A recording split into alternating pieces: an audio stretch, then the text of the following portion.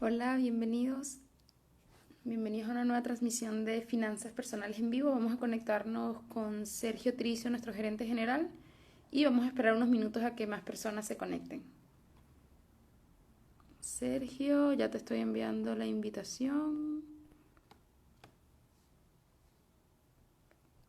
Hola, hola a todos, bienvenidos.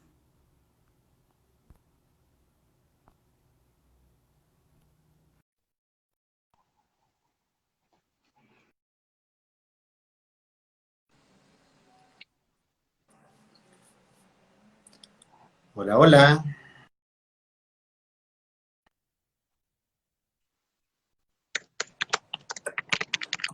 Ya Sergio está conectando. Hola, hola Sergio. A mí todavía no me apareces en pantalla. Ahí estás cargándose. Perfecto. ¿Cómo Bueno, ya estás? tenemos 28 personas conectadas. ¿Cómo estás? Muy bien, muy bien. Aquí, entretenido nuevamente volver a un live que hace rato que no hacíamos. Así que buena cosa para poder. Día de inversión inmobiliaria.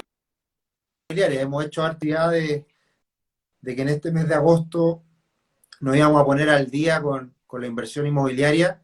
Nos demoramos un poquito, pero ya estamos y se viene una gran novedad que queremos realizar la próxima semana con esta masterclass, en donde vamos a hablar de inversión inmobiliaria en 2 horas. Así que paciencia y háganse el ánimo para acompañarnos la próxima semana en este webinar que tenemos hartas sorpresas y de eso la idea es hablar hoy día y también muchas preguntas que está teniendo la gente y un poquito de lo que está pasando en el rubro inmobiliario y qué esperamos.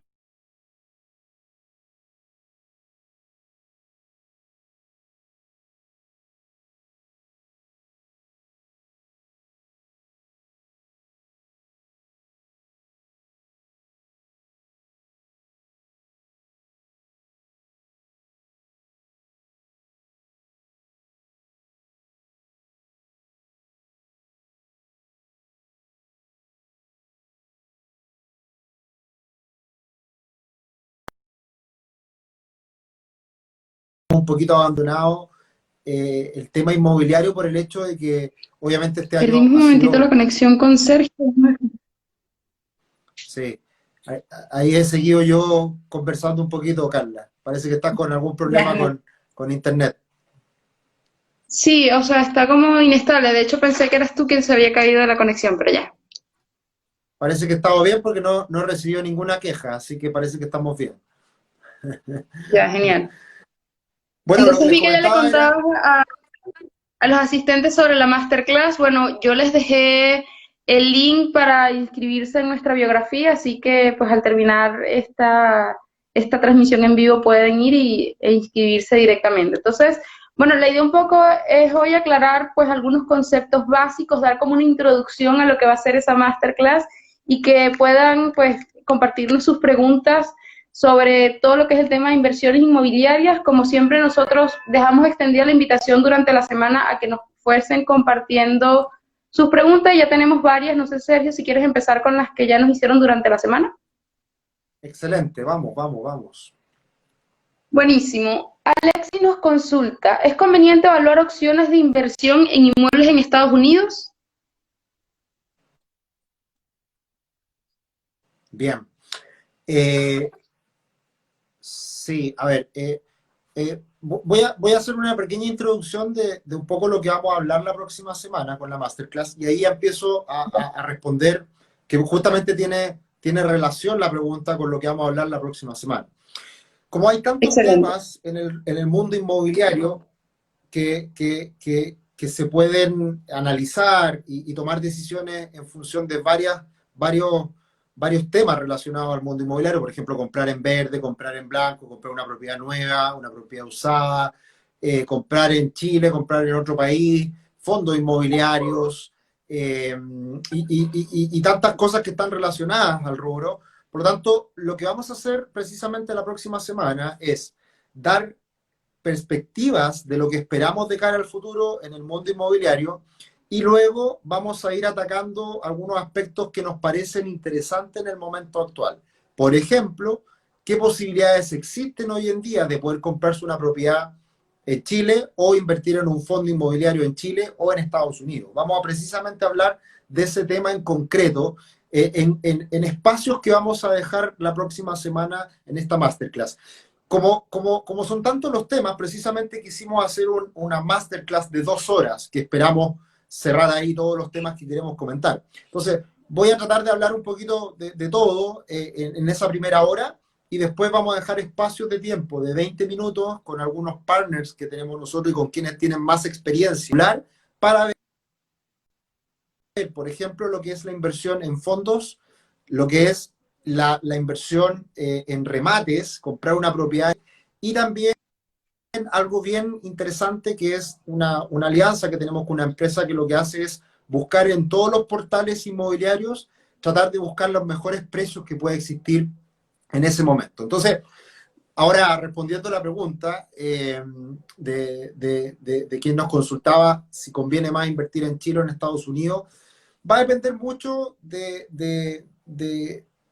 primero, las perspectivas que uno tenga respecto a un mercado en particular. O sea, nosotros obviamente que hemos pasado por un momento complejo este año económico, pero nosotros somos bastante optimistas a mediano plazo respecto al rubro inmobiliario. Van a haber cambios, pero en general creemos que existen, por un lado, van a existir oportunidades y por otro lado, Chile todavía tiene potencial de crecimiento por ser una economía emergente y porque todavía hay muchas cosas por hacer, particularmente en Santiago, que es el mercado más activo inmobiliario. Entonces, la verdad que yo no veo el futuro pesimista.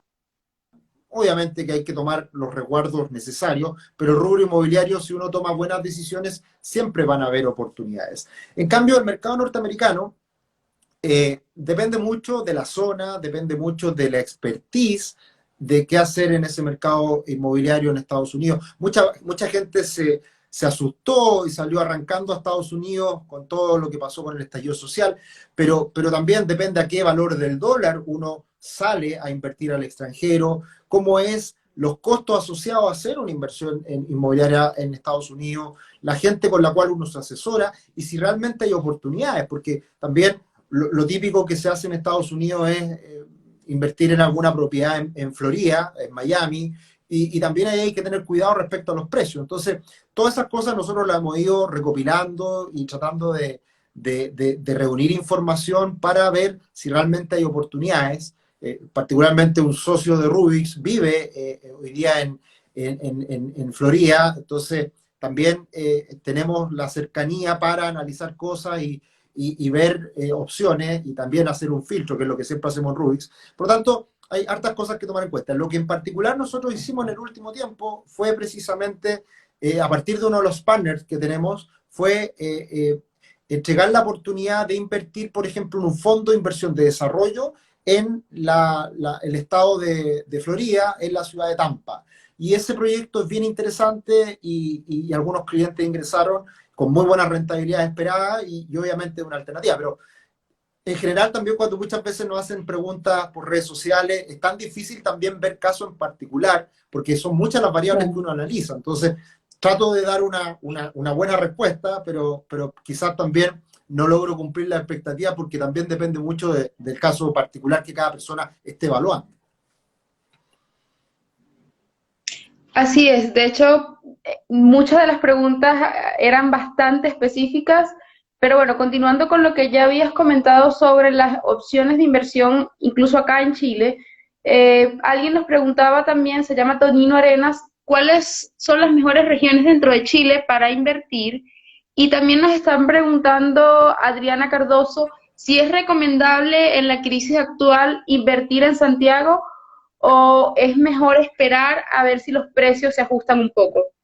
Bien. Un poco vinculado a la inversión en Chile. Sí, bueno, yo creo que son dos grandes preguntas y bastante recurrentes.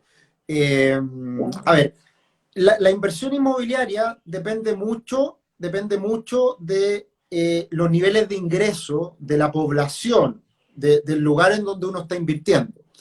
Por lo tanto, el crecimiento o la plusvalía que uno pueda obtener a lo largo del tiempo en una inmobiliaria depende mucho del crecimiento de la zona en la cual uno va a invertir. Por lo tanto, en ese sentido, las regiones de Chile que tienen mayores ingresos son precisamente Antofagasta, Santiago y un par de regiones más. Y ahí es donde precisamente hemos tenido mayores auges en los precios, desarrollo, crecimiento en el rubro inmobiliario. Lo complejo de, por ejemplo, la región de Antofagasta es que como es tan dependiente del cobre, de la industria minera, si el cobre se cae, si el cobre se ve perjudicado, esa zona puede pasarlo mal, verse afectada.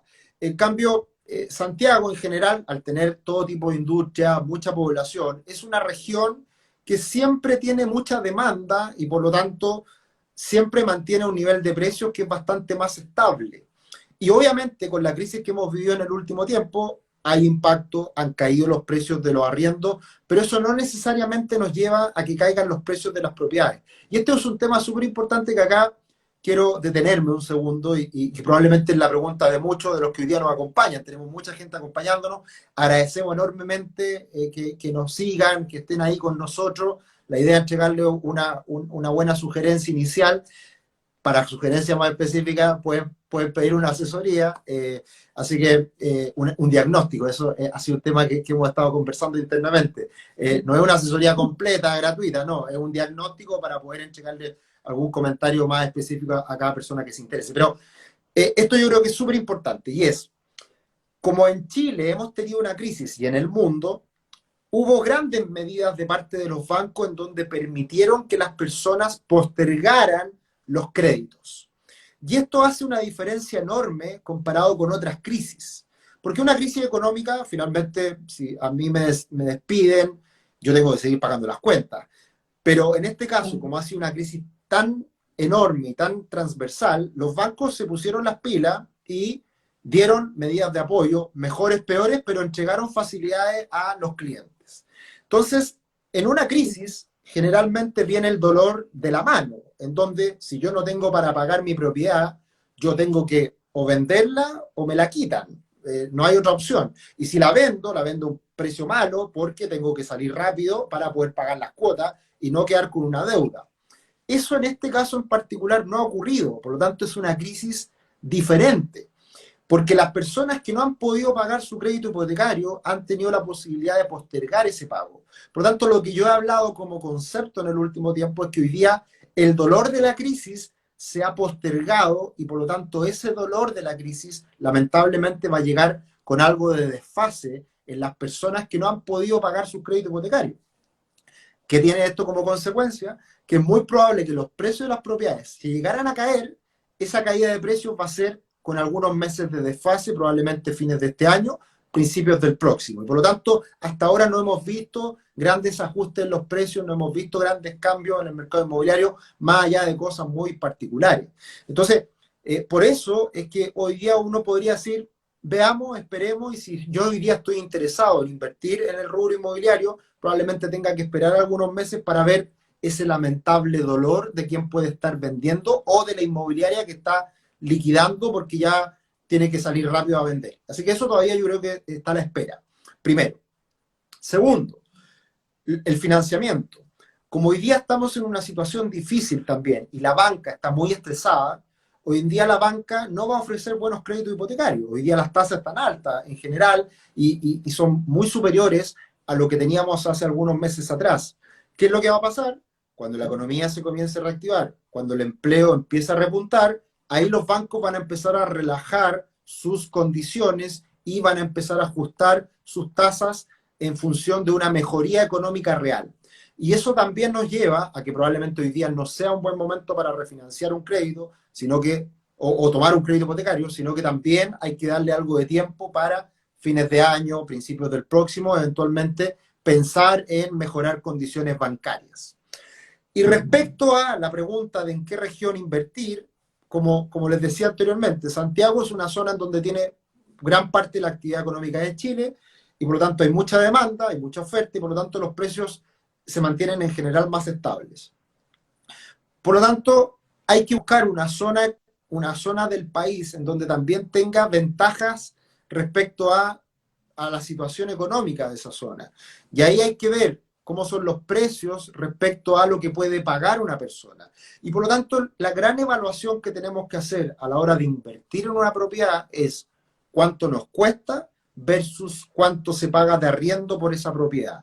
Esa relación es clave, la hemos explicado en algunos webinars, en nuestro canal en YouTube, que lo pueden buscar, Rubix. Ahí hemos hablado de esto, de estas variables que nosotros consideramos para evaluar una mejor alternativa inmobiliaria respecto a otra. Y por lo tanto, ¿cuál es mejor? Básicamente uno tiene que decir, una casa en Puerto Montt me cuesta 40 millones de pesos, ¿cuánto me pueden pagar por arriendo en esa casa en Puerto Montt? Si esa tasa es buena respecto a otra región del país, bueno, esa es la que manda y eso es lo que uno debiera evaluar. Si solamente estamos evaluando esto en términos económicos, de cuál inversión me entrega mayor arriendo y por lo tanto también eventualmente mayor plusvalía. Que esa plusvalía va a estar determinada, va a estar relacionada a el desarrollo económico que pueda tener esa región también. Claro, un momento te interrumpo porque justamente a raíz de esto que estás diciendo, teníamos una pregunta que nos envió R. Molina hace unos minutos y él decía, ahora con la situación de teletrabajo que pareciera que va a estandarizarse por un poco tiempo más post pandemia, él consulta si la opción es vender en Santiago y arrendar en región y si consigues un diferencial, invertirlo.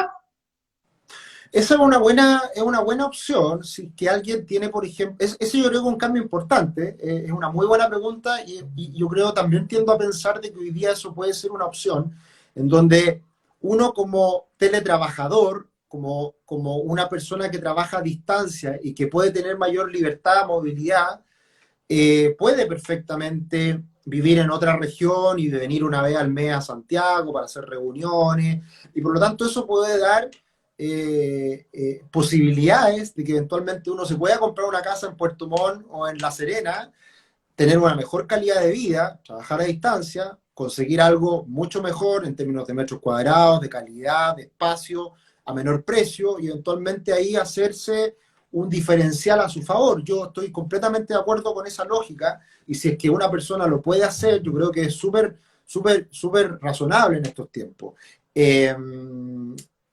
Cuento el caso de unos clientes nuestros que hace ya un par de años tomaron la decisión de irse a vivir a Puerto Varas, a buscar una mejor calidad de vida, a tener un menor costo de vida también, teniendo una propiedad de ellos y tener una patita acá en Santiago en donde viajan y pudiendo hacer teletrabajo también porque tienen muchos clientes a distancia. Entonces, yo creo que eso cada día va a tener va a ser más válido, va a tener mayor auge y por lo tanto que es una opción que hay que considerar. Lo hemos hablado nosotros también, en Rubix estamos haciendo teletrabajo desde el día 1, desde marzo, y obviamente estamos cambiando también la manera como nos planteamos de cara al futuro de cómo vamos a trabajar. Tratar de tener mayor libertad, tratar de tener la posibilidad de poder trabajar en cualquier parte y tener mejor calidad de vida. Yo creo que eso es algo que sin duda deberíamos buscar y esta crisis y este cambio en la sociedad, en el mundo, va a permitir esos cambios sin duda. Y pensando ya dentro, o sea, todavía dentro de Chile, pero quedándonos en Santiago, Bautista Mariana nos consulta dentro de Santiago cuáles son las comunas que dan mejor rentabilidad y pues luego de esto podríamos pasar un poco al tema de los créditos hipotecarios y de cómo se maneja el tema bancario, que también tenemos varias preguntas al respecto. ¿Te parece? Perfecto. Lo que hemos visto en el último tiempo es sin duda caída en los precios, en los arriendos. Tenemos obviamente conexiones con varios brokers, corredores y personas y inversionistas que arriendan sus propiedades también y sin duda que han visto caída en los precios. Y ahí probablemente lo que se da en estas situaciones es lo típico cuando uno privilegia calidad. ¿A qué nos referimos con calidad? Eh, Generalmente hay una lógica desde el punto de vista del inversionista de comprar algo que nos entregue quizás menores valores de arriendo respecto al precio de la propiedad, pero también un segmento de la población que quizás tiene más estabilidad y por lo tanto uno sacrifica rentabilidad en comunas más desarrolladas, como por ejemplo puede ser en Santiago comunas como Providencia, Las Condes, incluso Santiago Centro, comunas que ya, Ñuñoa, comunas que ya tienen un nivel de desarrollo en donde los precios de las propiedades son mucho mayores, son más grandes, son más relevantes, son más potentes respecto al arriendo que se consigue por esa propiedad.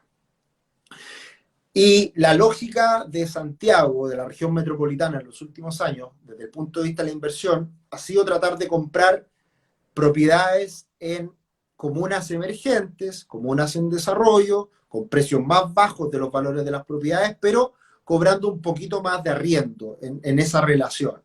En algún momento lo veíamos en los noticiarios, que se hablaba que el valor de arriendo del metro cuadrado de Estación Central con Las Condes era más o menos el mismo.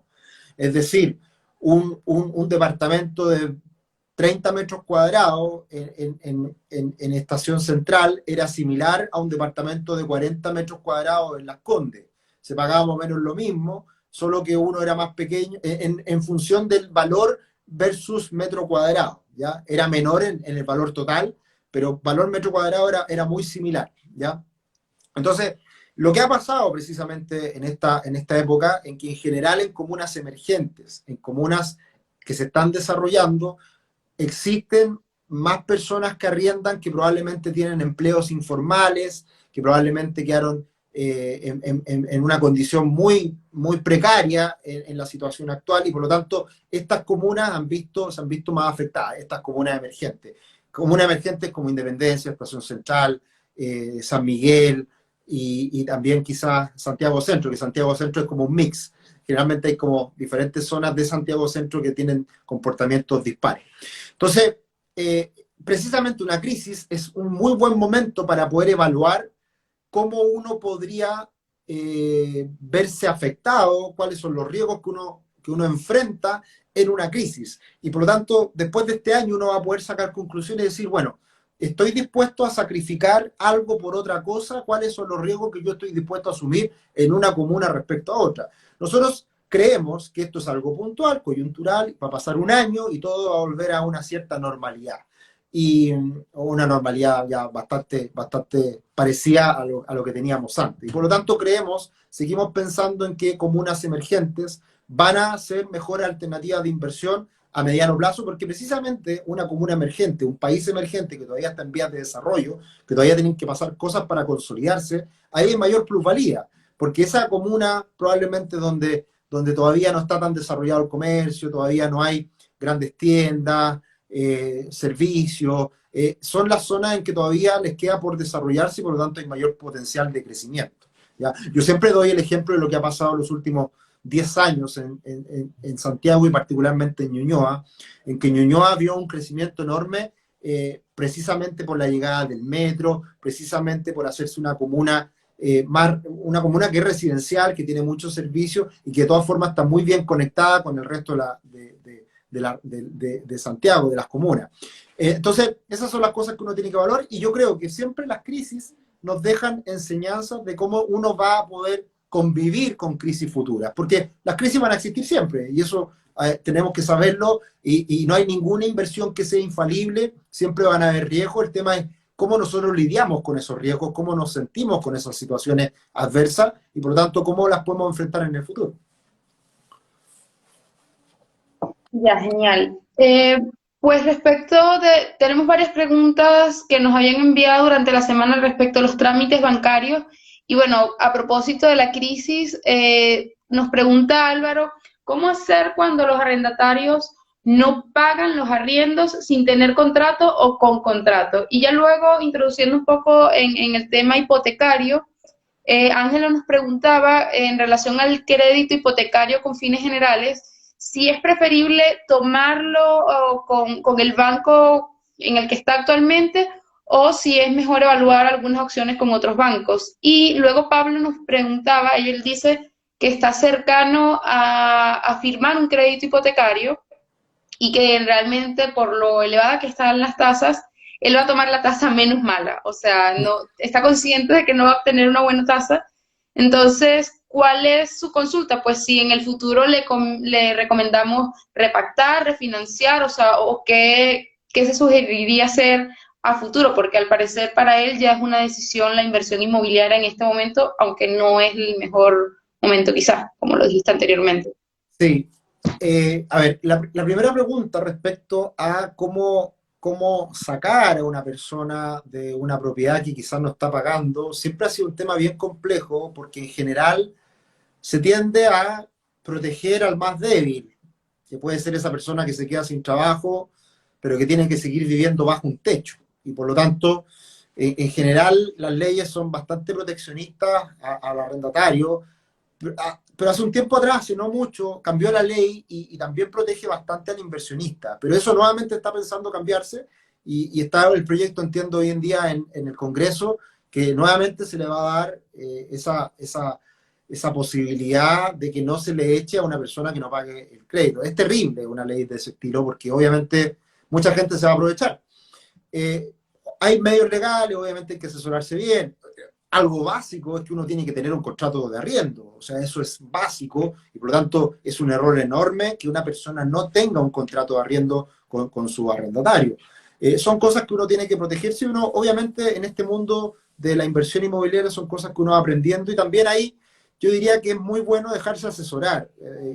Nosotros en Rubix sabemos de hartas cosas, tenemos en algunos ámbitos sabemos más, en otros menos, pero siempre nosotros nos apoyamos en otros profesionales que precisamente nos permitan entregar mejores soluciones para todos nuestros clientes cuando nos preguntan. Y por eso tenemos abogados, tributaristas, corredores de propiedades y empresas que están relacionadas en este mundo que también nos permiten poder pegar un llamado y tener una respuesta rápida. Entonces, obviamente, yo diría que ahí hay que dejarse asesorar y tomar el camino más adecuado para que obviamente protejamos ese bien y no caer en una situación muy, muy compleja. Muchas veces se habla, acá hay pensamientos, sensaciones para todo. Y mucha gente dice, no, no invierto en bolsa porque es muy arriesgado. No, no invierto en propiedades porque los arrendatarios son un cacho. No, o sea, no se trata de eso. Uno tiene que invertir en diferentes alternativas. No hay la inversión perfecta. Todo tiene su dulce y agraz, sus cosas buenas, sus cosas malas. Y uno tiene que precisamente, cuando se lanza a este mundo de la inversión, cuando uno se lanza a algo desconocido, uno tiene que precisamente hacer la pega, estudiar y ir aprendiendo en el proceso. De eso se trata. Nosotros somos bien insistentes en eso, de que si tú vas a invertir, vas a confiar en nosotros para que nosotros te podamos recomendar algo, bueno, confía en nosotros, genial, pero también comprométete porque es tu plata, es tu inversión y tienes que aprender también en el proceso. Entonces, precisamente este tipo de cosas que ocurren son experiencias. Cuando uno se lanza a invertir, cuando uno se lanza a crear un negocio, siempre va a tener reveses, pero no por eso es algo malo, sino que es parte del proceso. Así que ahí yo doy un mensaje un poquito más amplio respecto a todo lo que implica hacer cosas nuevas, invertir y lanzarse a esto y hacerlo. Esa era la primera pregunta. Respecto a el ámbito de lo hipotecario, Hipotecario. sí, lo hipotecario, la última pregunta, voy a responder la última que me acuerdo, después me falta la segunda. La última era, La última era bien específica, o sea, respecto de si es conveniente, obviamente va a tomar la menor tasa, la peor, la menos mala, y pues si luego es conveniente repactar o refinanciar la deuda. Y la primera era justamente cómo, o sea, con qué banco tomar el crédito hipotecario, si es obligatorio tomarlo con el banco en el que el cliente está actualmente o si puede evaluar opciones con otros bancos. un fin en general, ahí me acordé. Sí, respecto a la pregunta específica de alguien que está comprando hoy día una propiedad, lamentablemente en esto es bien complicado poder manejar los tiempos y las tasas y las condiciones de mercado. Una pregunta recurrente, o más bien un reclamo recurrente de las personas es, oye, a mí me ofrecieron una tasa X y ahora me la subieron un montón. Bueno, eso lamentablemente puede ocurrir porque las condiciones de mercado también cambian. Y pasó mucho a fines del año pasado con el estallido social, en donde mucha gente estaba refinanciando sus créditos hasta septiembre, incluso octubre, que habían condiciones financieras muy buenas, aparece el estallido social y las tasas suben enormemente.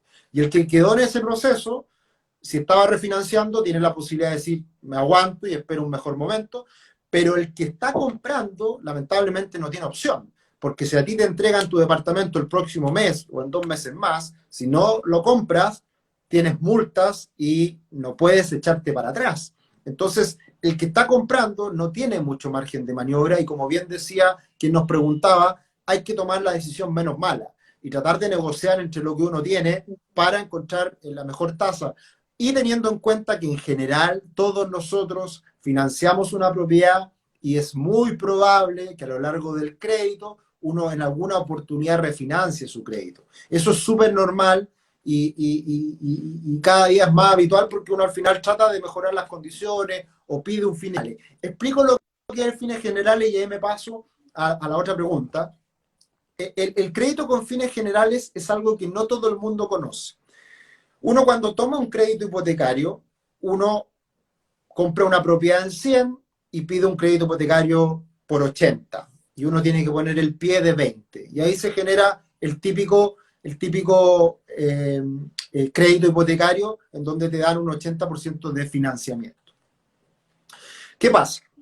Cuando transcurre el tiempo, y ha pasado mucho en los últimos años, y ya la propiedad no vale 100, sino que ahora vale 150, y ya no debes 80, sino que debes 70 o 60, se genera una diferencia entre el valor de la propiedad y el valor del crédito que se debe, que es una brecha importante. Esa brecha importante, uno podría tomar un crédito similar a un crédito hipotecario que se llama crédito en donde vamos a llenar la brecha hasta el 80% de los 150, que es el nuevo crédito, o sea, que es el nuevo valor de la propiedad. Por tanto, una nueva propiedad que hoy día vale 150 versus los 100 de antes, y hoy día, por lo tanto, el 80% de los 150 podrían llegar a ser 120, ahí hay una brecha que uno podría tomarla con un crédito con fines generales. Eso es muy bueno para refinanciar pasivos, para refinanciar créditos, eventualmente sacar esa plata para dar el pie para otra propiedad, tener liquidez para invertir esa plata en lo que sea. O sea, da muchas opciones una propiedad cuando hay plusvalía, porque uno puede aprovechar el crédito y el financiamiento bancario asociado a la garantía que nos entrega esa propiedad. Entonces, la pregunta que nos hacían es, si yo tengo un crédito en un banco, un hipotecario en un banco, ¿puedo pedir un fines generales en otro banco? Muy difícil. ¿Por qué? Porque el crédito hipotecario en ese banco que uno lo tiene, la hipoteca, la garantía es la propiedad. Entonces el banco me tiene la garantía con esa propiedad, me entrega el crédito, y por lo tanto yo no puedo esa garantía utilizarla en otro banco. Tendría que llevarme todo para el otro banco para hacer nuevamente el hipotecario más el fines generales. La garantía en este caso es única y esa es la garantía que sirve, ¿ya? A no ser que hagan cosas más complejas, pero no vale la pena comentarlo. Siempre se puede hacer de todo, pero lo normal es que no se pueda hacer un crédito con fines generales en otro banco que no sea el que ya tiene la garantía inicial con el hipotecario. Ya, genial, excelente, Sergio. Muchas gracias. A ver, continuamos con el tema de los créditos hipotecarios. Bautista Mariana nos consulta si los créditos son mejores en pesos o en UF, respecto de un poco ya cuando la gente firma un hipotecario, nos consultan que hay contratos hipotecarios en los que se menciona aparentemente que que no se puede arrendar una propiedad o departamento sin el visto bueno del banco que genera el crédito hipotecario. Él consulta si esto es cierto. Sí. Y Andrés nos consulta que cómo vemos la evolución de las tasas en el corto tiempo. ¿Es conveniente tomar un crédito hipotecario con tasa mixta, con tasa baja los primeros 5 años antes de un crédito de tasa fija? Bien, a ver, por ahí alguien preguntó, ¿qué es lo que era refinanciar? Refinanciar básicamente es el crédito que yo tengo actualmente, lo elimino, lo pago y armo un nuevo crédito. Existen muchos refinanciamientos de créditos de consumo, refinanciamientos de crédito hipotecario. Uno muchas veces está refinanciando para mejorar las condiciones o si es que ya no le alcanza para pagar la cuota, está muy, muy complicado, también uno de repente ahí baja cuota, hay un montón de cosas que se pueden hacer en el camino del crédito.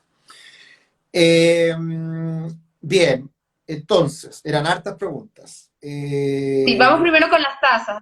Las tasas. Tasas, ¿cómo vemos las tasas, la evolución de las tasas en el corto tiempo? Si es conveniente tomar un crédito con tasa mixta o tasa que tasa baja los primeros 5 años antes de un crédito con tasa fija. Y sobre las tasas también nos preguntaban ¿qué tan probable es que uno salga beneficiado con una tasa variable? Perfecto, perfecto. Por Bien, ahí cerrarla. ya lo comenté un poquito hace un rato, pero ahora me detengo y trato de explicar más en detalle el tema de las tasas, porque hay que entender lo siguiente. Las tasas de interés que uno puede consumir, puede adquirir, esa tasa de interés que a uno le entrega el banco, depende básicamente de tres factores. Primero, la tasa de referencia, que en el mundo hoy día son nada, por lo tanto las tasas hoy día de referencia son muy bajitas. Dos, la situación de la persona, la situación del cliente, un cliente que tiene buen ingreso, estabilidad laboral, gran patrimonio, le van a ofrecer muy buenas tasas. Y que eso está asociado al tercer factor, que es el riesgo. Entonces, a pesar de que sea un potencial cliente muy bueno, pero si las condiciones del mercado laboral son muy malas, igual van a afectar a ese cliente muy bueno, porque ese cliente muy bueno igual lo pueden echar de un día para otro de su trabajo. Entonces, las condiciones del mercado laboral son críticas para la tasa que nos están entregando. Entonces, hoy día, ¿por qué las tasas están altas? Porque hay mucho riesgo de que a las personas las puedan echar y que haya desempleo por mucho tiempo. Y eso es lo que lleva las tasas a subir enormemente. Entonces ya el piso está más elevado. Luego, la situación financiera de cada persona, si hace algún tiempo atrás era buena, ahora es peor porque le afecta al mercado. Entonces, ¿qué creo que va a pasar en el futuro? Es que las tasas van a seguir siendo bajas las de mercado, el mercado laboral se va a estabilizar, va a empezar a mejorar la economía y en ese proceso los bancos van a empezar a relajar sus condiciones y van a ser un poquito más agresivos, porque ya la situación va a estar mejorando. Y ahí viene otro aspecto importante, que es la competencia entre los diferentes bancos. Y ahí me soplaron, por ahí, que el Banco Estado, al parecer, ya está entregando buenas tasas, está comenzando a bajar muy fuertemente las tasas, que es lo que hizo el Banco Estado el año 2008, para la crisis, el año 2008-2009, para la crisis financiera del mundo, el año 2008-2009, el Banco Estado tiene la clave para poder anticiparse y bajar las tasas muy fuerte, porque el Banco del Estado es el que nos tiene que apoyar a todos y sacar adelante el país, generar competencia. Entonces, el Banco Estado eventualmente podría bajar fuertemente las tasas y por lo tanto eso podría mover a los otros bancos a que precisamente también bajen las tasas en el futuro cuando la cosa mejore. Y ahí también viene el tema de la portabilidad financiera, que ya el proyecto se aprobó y eso nos va a permitir que con portabilidad financiera también eventualmente nos sea más fácil poder cambiarnos de banco y poder mejorar las condiciones financieras. Entonces hay todo un tema de tasas que mi visión general es esperar a un tiempo y yo tiendo a pensar de que fines de este año, principios del próximo, debiéramos tener muchas mejores condiciones financieras. Y ahí, tasa fija, tasa variable. Hoy en día, probablemente, en general, en los últimos años, como hemos tenido tasas tan bajas, en general ha sido un buen negocio tomar tasas variables al inicio y tasas fijas al inicio y tasas variables después. Este es un tema un poquito más complejo de entender. Pero básicamente el típico crédito que uno puede pedir es el tasa fija, es decir, una tasa del 3%, 4%, y eso por toda la vida del crédito. La mezcla entre tasa fija y variable quiere decir que en un inicio tú te fijen una tasa muy bajita por 3 años, 5 años, pero después queda una tasa variable que va a variar en función de las condiciones del mercado. Y el riesgo está ahí, es que si sube mucho las tasas, esa tasa puede aumentar de manera significativa y ahí uno no tiene opción, porque ya te cambiaron las condiciones. Entonces, ahí hay que evaluarlo muy bien. Nuevamente, como es tan factible refinanciar a lo largo de la vida del crédito, En general, yo diría que ha sido una buena opción tomar tasas fijas al principio y variable después, porque a pesar de todo, después uno igual puede cambiar las condiciones. Y uno tiende a pensar siempre de que en 5 años más va a estar mejor, va a tener mejor ingreso, va a tener mayor estabilidad, se va a desarrollar profesionalmente, etcétera, que también eso te permitiría tomar mejores condiciones al futuro. Y la otra pregunta que quedó por ahí era si en los créditos hipotecarios aparecía una cláusula en donde uno no le permitían arrendar o casi que hay que pedirle permiso al banco para arrendar. Esa es una cláusula que tiene el banco, pero la verdad que no se ejecuta nunca. ¿Y por qué básicamente existen cláusulas de ese tipo? Porque como el banco tiene en garantía la propiedad, el banco le interesa que esa propiedad esté en buenas condiciones. Entonces banco podría verse afectado porque un arrendatario destruye la propiedad y por lo tanto afecta el bien que está garantizado. Pero la verdad que esos son detalles y no se miran nunca, no se aplican nunca esas cláusulas que pueden existir en estos contratos. Ok, a ver, nos consultaba Mariana también sobre si es mejor tomar los créditos en pesos o en unidades de fomento y nos consultaba Nicolás qué tasa CAE podemos decir que es buena en un escenario de pleno empleo. Bien, tasa en pesos o en UF, ese es un mito. O sea, Porque crédito, en pesos o en UF. claro, un crédito en pesos, un UF es un mito para una propiedad, porque nadie ofrece tasa en pesos. De hecho, la gran ventaja que hemos tenido como país en el acceso al crédito viene de la mano de que tenemos estos créditos en UF. Porque en un crédito existen dos aspectos que son súper importantes. Uno es la tasa, las condiciones del crédito, del costo del crédito, la inflación. Entonces el hecho de que el crédito esté en UEFs, es decir, indexado a la inflación, ese riesgo se elimina. Y por lo tanto, la UEF, lo único que podemos tener nosotros la tranquilidad es que tenemos un muy buen Banco Central que se ha preocupado por mantener la inflación muy controlada y por lo tanto, en general, la inflación en Chile es en torno al 3%. Y eso, de una u otra manera, va a estar en el crédito. Hoy día no es tema porque está en UEF todo, pero si estuviera en pesos, esa inflación estaría ahí y probablemente los bancos le meterían un spread, le meterían un costo adicional a ese riesgo de inflación futura.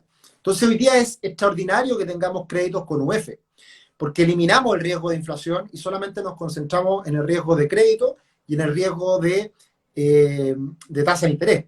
Por lo tanto, eso es muy bueno y ha permitido que las tasas de financiamiento en hipotecarios sean tan bajas en Chile. Por lo tanto, eso es una gran ventaja. Es un mito que existan tasas en pesos, insisto, porque eso aumenta los riesgos y ningún banco va a tomar ese riesgo a 20 años. ¿Qué puede pasar en 20 años con la inflación en Chile? Nadie lo sabe. Entonces, por eso es que sin duda podría ser más caro un crédito en pesos porque es un crédito a largo plazo en donde estaría ese riesgo de inflación adentro de ese crédito. Esa era una pregunta. La otra era... ¿Qué tasa, a ver, cuándo El podemos CAE. decir, qué tasa podemos decir que es buena en pleno escenario de empleo? Y bueno, otra que nos están haciendo, ¿cuándo se considera que una propiedad está a buen precio? Pensando en XUF por metros cuadrados. Bien.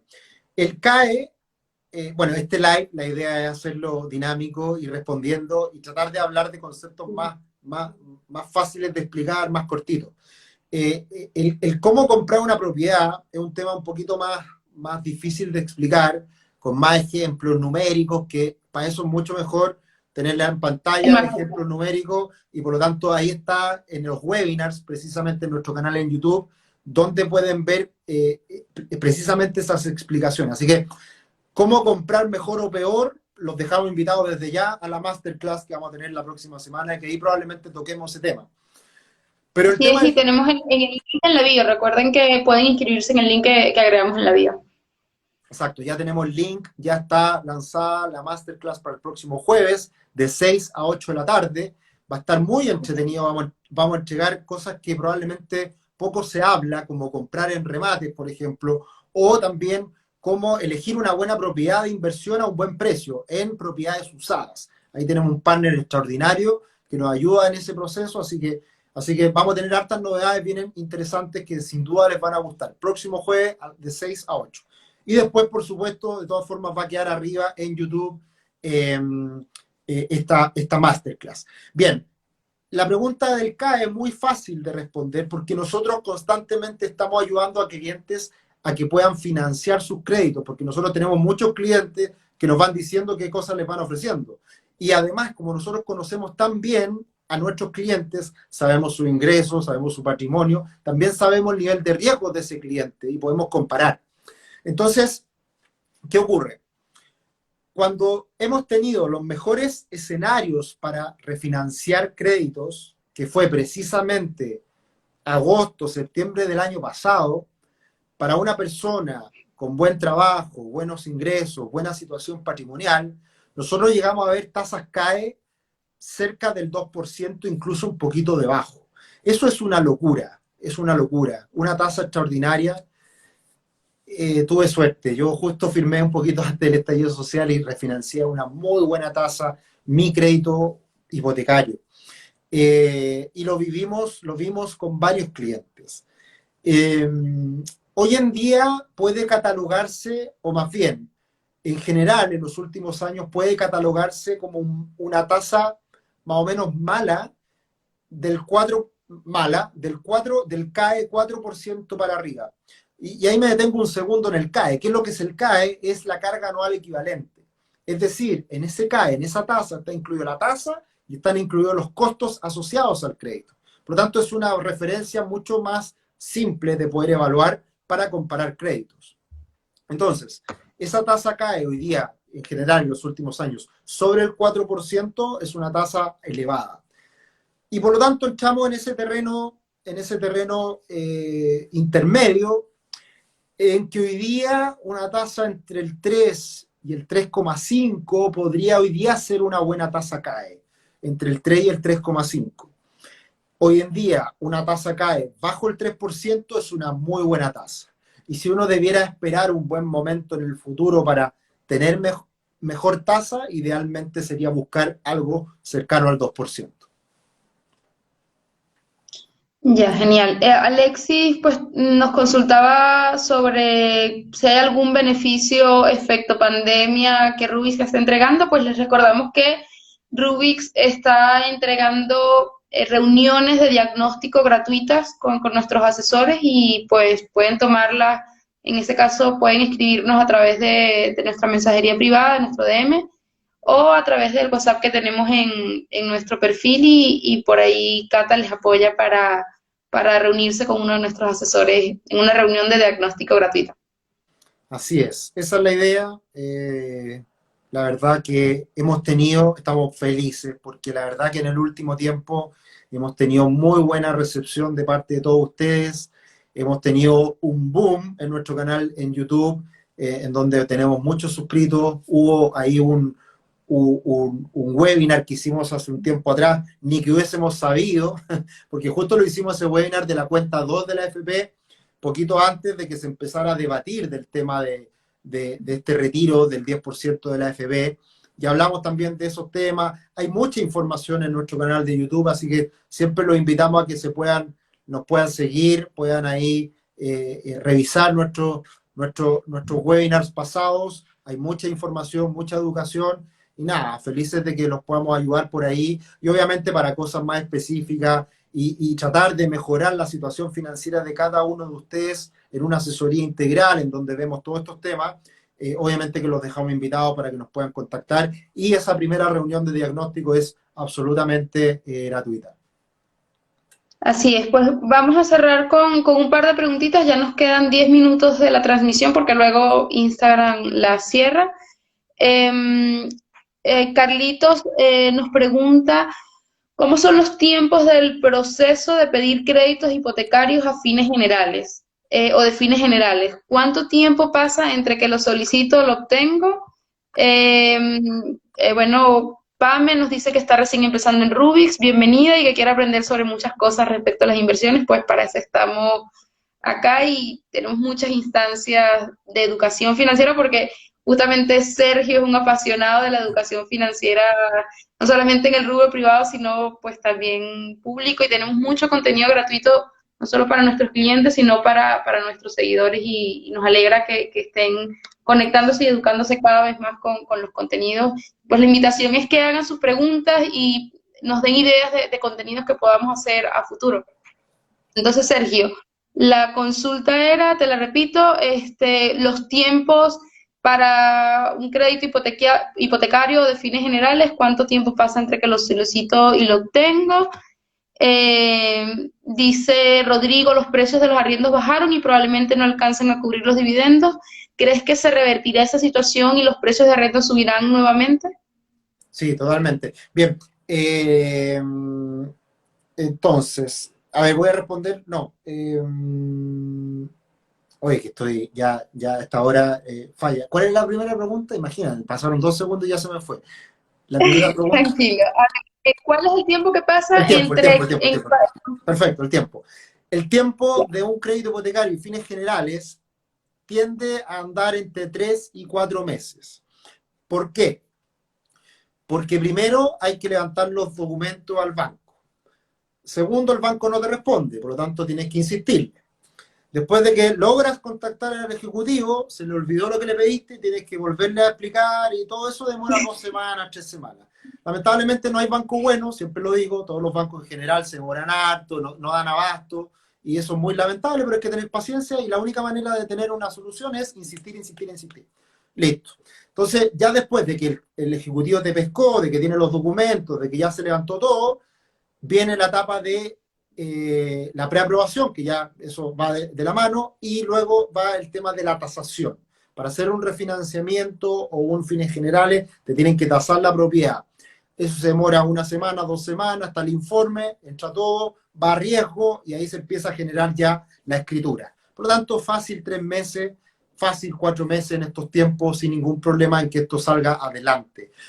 Se dice que con la reforma, con la portabilidad financiera, todos estos tiempos se debieran disminuir.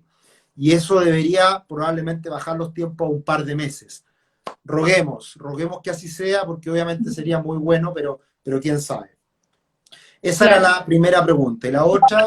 Luego nos preguntaban sobre los arriendos, que ah, actualmente bajaron y probablemente no alcancen a cubrir los dividendos si consideramos que subirán. bien. Ahí un consejo y con eso vamos terminando para todos los que nos siguen hoy en día, que tienen inversiones inmobiliarias y que probablemente se han visto afectados por la situación actual, sin duda. Hay una sugerencia que hoy día un partner nos la contó, muy buena, la recomiendo, que es hagan una promoción, hagan una oferta hoy día arrendando el departamento, sacrificando precio, porque obviamente todos tenemos acá un rol y tratar de ayudar a las personas, ok, te arriendo más barato, pero en el contrato de arriendo se deja establecido inmediatamente que en los próximos 3 meses o 6 meses viene un aumento de precios programado. Entonces, hoy día yo te arriendo el departamento a 250 cuando valía 300 o 320 antes. Entonces, lo que hago es te arriendo a 250, pero en 3 meses más, en 6 meses más te lo subo a 280 y en un año más te lo subo a 320. Entonces, de esa manera queda programado el aumento de precio, ayudamos a la persona en el momento actual, logramos arrendar la propiedad y de esa manera todos ganan. Sí, bueno, nos quedaron algunas preguntas en el aire que podemos responder luego en la masterclass. Pamela nos preguntaba sobre cuántos metros cuadrados por web, o sea, el valor más idóneo. Y pues Dayana nos decía que de pronto contenido para entender el sistema financiero para nosotros los extranjeros. Está muy buena esa idea, Dayana, muchas gracias. Y Mauro también quedará ya para la masterclass. Para comprar la primera propiedad, ¿es recomendable sacar el crédito hipotecario con el banco o con una mutuaria? Esas son algunas de las preguntas que ya creo que no sé si dan chance de contestar algunas o las dejamos ya para el masterclass, que les recuerdo pueden inscribirse en el link de nuestra bio y el próximo jueves 27, desde las 6 de la tarde hasta las 8 de la noche, van a estar Sergio junto a otros expertos del rubro inmobiliario dando recomendaciones sobre pues, las inversiones inmobiliarias. departamentos usados, departamentos en subasta, entre otras opciones. Sí, Si quieres, Sergio, cierro un poco contándoles un poco e invitándolos a quienes se conectaron a último momento. sí, ahí Pamela nos insiste en la pregunta de cuánto uno debería pagar por metro cuadrado. Precisamente de eso vamos a hablar en la próxima masterclass, porque eso requiere un poquito más de introducción, de explicación, depende todo mucho por comuna. Generalmente nosotros nos apoyamos mucho en un informe de GFK Adimark, que tiene una buena recopilación de información respecto a los precios. Entonces eso lo vamos a ver, por supuesto, en la masterclass. Y bueno, dejarlo invitado, la verdad que este es solamente una introducción, tratar de responder en fácil, en rápido, ciertos temas. Esa es la dinámica que nos da el Instagram, los live del Instagram, que son tan entretenidos que muchas veces nos van preguntando y vamos dando consejos rápidos. Pero lo otro es una clase. Al final ahí a veces yo que tengo el mal de profesor, me extiendo y hablo, pero bueno, la idea es que vamos a hacer esta modificación para incorporar a otras personas y que sea algo bien potente, bien contundente con todos los ámbitos que muchas veces no se hablan de la inversión inmobiliaria, y qué mejor en este momento en que ya dejamos pasar un tiempo, dejamos que evolucionara la crisis y ahora ya planificar el futuro para ver cómo viene precisamente el rubro inmobiliario y la inversión inmobiliaria para ya el próximo año, muy probablemente. Bueno, Sergio, muchas gracias por conectarte y por todos los consejos que han entregado a nuestros seguidores y pues gracias a todas las personas que se han conectado, más de 65 personas conectadas durante toda la transmisión. Muchas gracias por conectarse. Los invitamos también a seguirnos en YouTube, donde están todos los contenidos de los webinars, los cursos anteriores que se han realizado. Estamos en YouTube, en nuestro canal se llama Rubix, y en la bio pueden inscribirse a la masterclass del próximo jueves. Los dejamos invitados y les agradecemos nuevamente su conexión. Que tengan feliz noche. Igual, Carla, que estés bien, nos vemos. Chao, chao. Gracias, que estén bien.